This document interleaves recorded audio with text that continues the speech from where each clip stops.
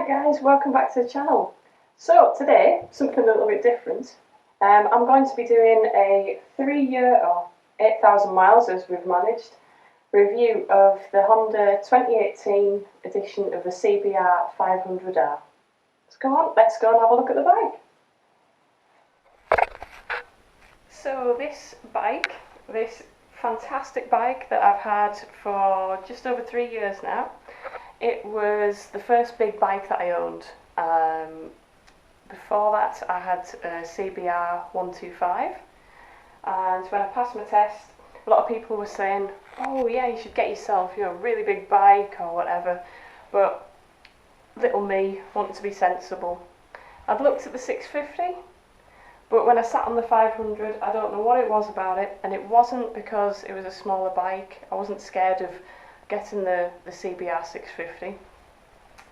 There was just something, and if you've got bikes yourself, you'll know what it's like when you sit on a bike and it just feels right. You can't explain it to somebody else. So that's how I ended up with this little fella. I think I'll start with the positives, and we could be here quite a long time. So let's have a look at how it's held up over the 3 years. And you'll have to excuse the midges and everything that's stuck to it. I managed to fly into a huge cloud of them on the way to work this morning, so he's not looking his best. But under there, he's still all nice and shiny. And as you can see, the plastics, the finish. I know some people did question what a build quality would be like on a Honda that wasn't made in Japan. Well, this is from Thailand, and it's perfect. I haven't treated it badly, but I also haven't treated it with kid gloves, and everything has stayed in one piece. As you can see, the seat, there's no real wear on it. The only thing that I would say has worn out, which is a good thing because it shows I've been using it, are the tyres. And it came with the standard factory fit Dunlops. I think they're the Sport Max 222. And you'll be able to see from there that tyre's pretty much had it. When I had it in for MOT, they said, yeah, you haven't got much life left in that one. And as you'll see in a second from the state of my back tyre, most of this work that this little fella's been doing has been on the motorways, and you can kind of see it's almost like a tabletop. But that's really the only thing that, if I'd been keeping it, I would have been replacing. So the bike itself, if you're new to bikes, it's a fantastic first bike. I would say that because it was my first big bike after the 125. But it really is, it's great. There's only 1 or 2 times that I've felt that it's struggled on power, and that's usually because it's been when I've been taking it camping up into the Highlands of Scotland. I've been trying to get it up a mountain pass, and it's only 500, and it did get up the passes, but it did have all my camping gear on the back of it. It was never ever designed to have all that rubbish on the back. So if you're quibbling about whether it's going to have enough power for you, it'll be fine. It'll be absolutely fine. If we move over to looking at the lights, this was actually one of the points that sold the bike to me originally. The 650 that was out at the time had a standard big halogen bulb. I think it was halogen. It just didn't sell it for me. But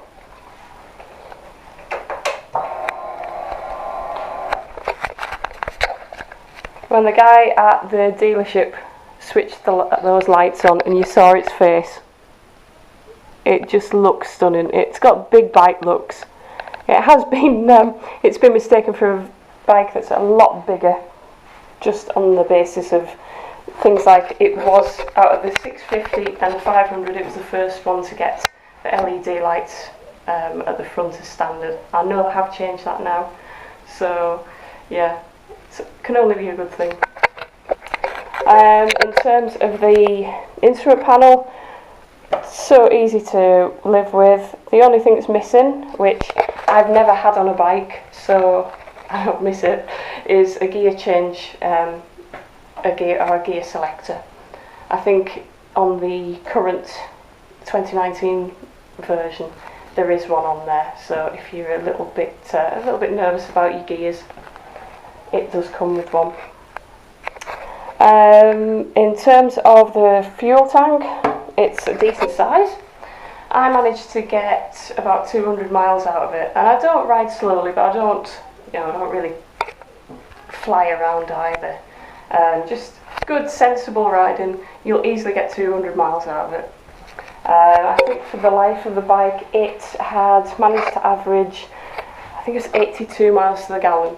So again, with my frugal hat on, compared to the 650, it was a no-brainer again. So what else have I done to the bike since I got it? Well, I did find that commuting in typical Cumbrian weather at winter started to become a bit of a pain. And you know, people do say go out and buy a really decent pair of gloves. Well, I've done that, and my hands are cold on the warmest day of summer. So before I went camping earlier in the year, I got the Oxford hot grips fitted.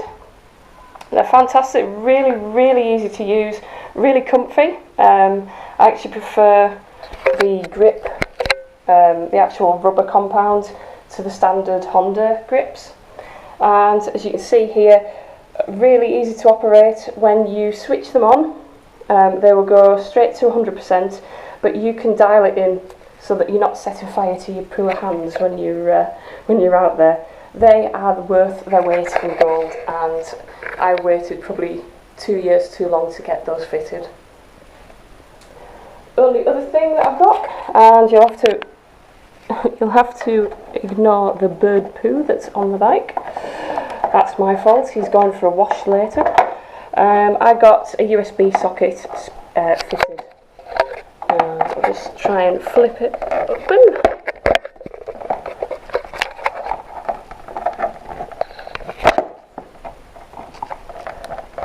As you can see, just really bog standard, 2 USBs. If I was going touring and I had my mobile with me, or I had my GoPros needed charged up whilst I was away, I've got a tiny little Oxford tank bag, magnetic tank bag on there.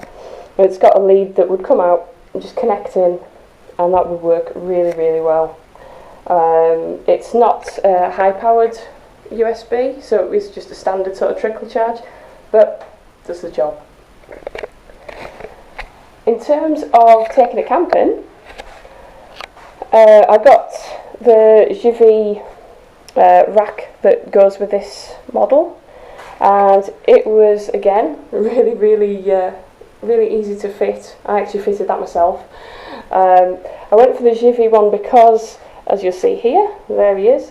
That was the box that I had when I had my 125. It's just a standard Jiffy monolock.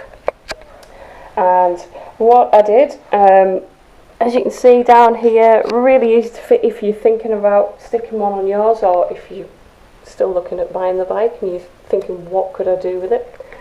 I think the most difficult thing I had to do was take these two bolts out. So you're taking that off, you're taking this off as well. It doesn't take very long. It's the same on the other side. Had to pop those two out. Obviously that's easier because you're not having to pull out parts of the exhaust. And then there was also, there's a retaining bolt. There's actually two under the tail tidy. You drop those, you fitted that, bolted everything back on.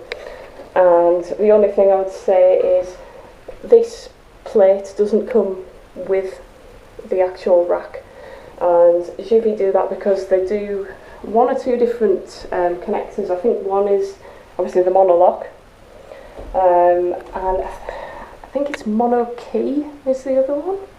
I could be wrong, but I think they do have a different sort of fitting.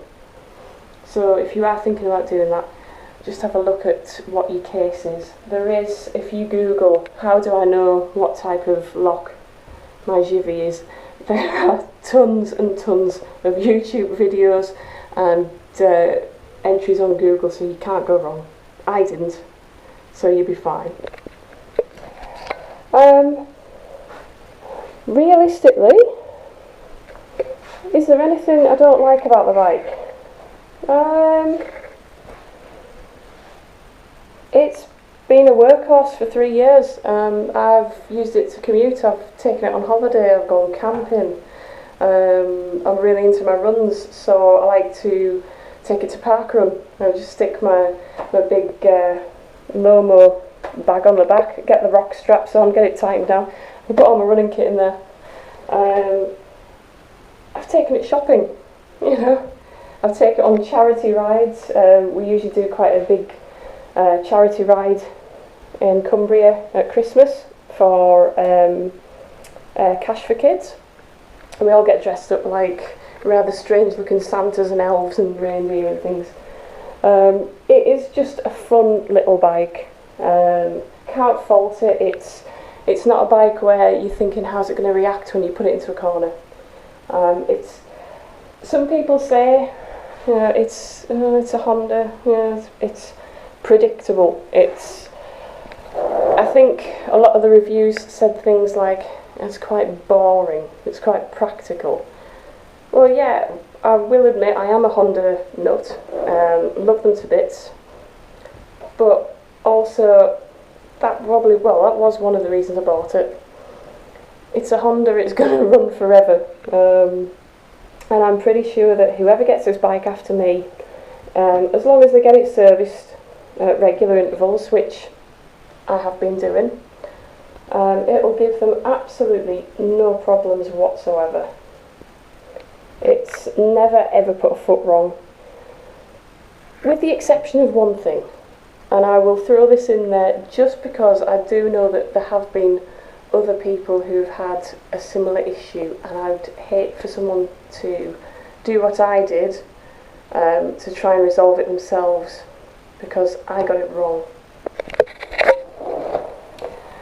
So, down here we've got the side stand, very normal.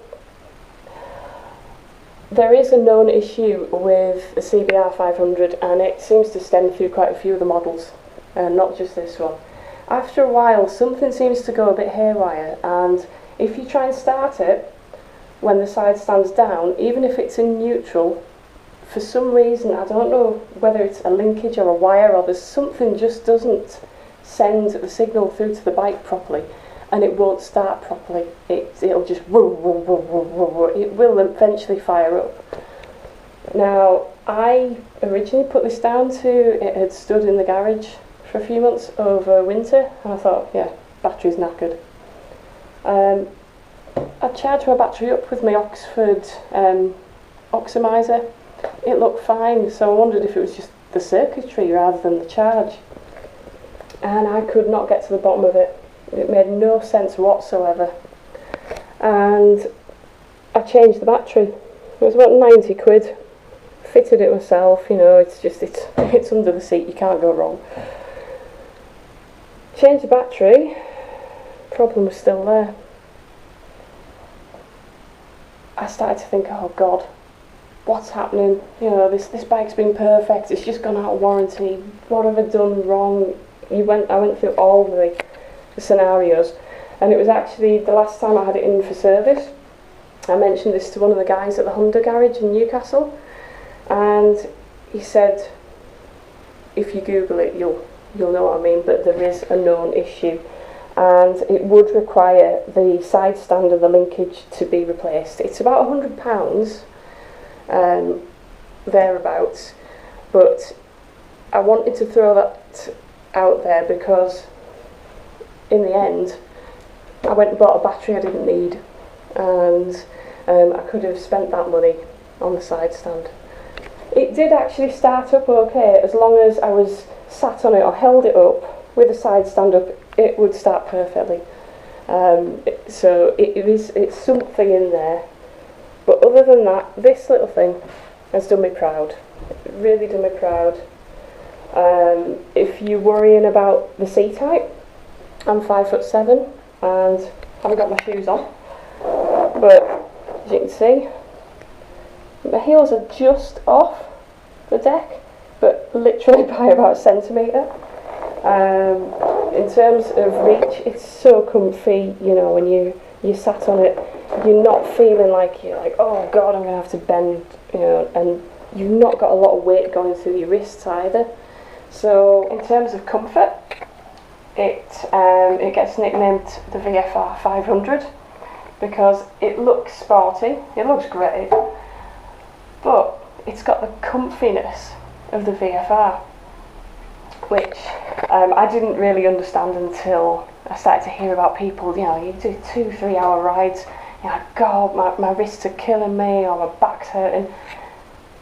I've ridden this for 4 hours straight, going on holiday, and I wouldn't say it was fresh as a daisy, but the seat is really well padded, so you never have a sore bum off it, and the positioning of the bars, the positioning of the pegs, you know, it's really, really well thought out. I really think they should have rebranded it the VFR 500. You can, if you really need to get tucked in, you know, you can, as you can see, and get my knees into the side of the bike. I know when it's been raining, sometimes I will get all the way down and basically lie on the tank to get out of the rain. Yeah, it's fantastic. It's, like I say, I could probably do a really extensive how-to guide and what the best of the 500 is, but yeah, I'll just let it speak for itself. It looks stunning, it's cheap to run, cheap to insure. Servicing, I've never had a service that's cost more than £200. And yeah, if you're after something, especially when you catch Honda being generous, you can get some fantastic deals on it, both PCP and buying outright. So yeah, I'll be sad to see it go, but yeah, let's see what we bring home tomorrow.